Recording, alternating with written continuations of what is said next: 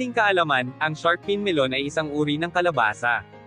At isa itong sikat na sangkap na ginagamit sa mga Chinese soup. Ang gulay na ito ay tinatawag na shark fin melon. Dahil ang laman nito ay nabibiyak sa mga hiwa na kahawig ng shark kapag niluto. Pero umpisa na natin ang pagluluto sa shark na ito.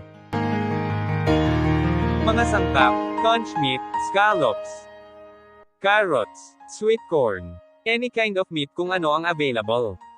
At ang ating fatting. Este ang ating shark fin melon.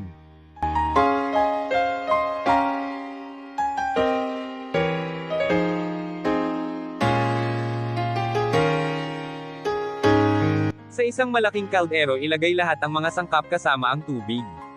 Pakuluan sa mahinang apoy, hayaang kumulo at lutuin ng 2 oras. Kung may available kayo na berries ilagay ito 15 minutes bago i-serve. Thanks for watching.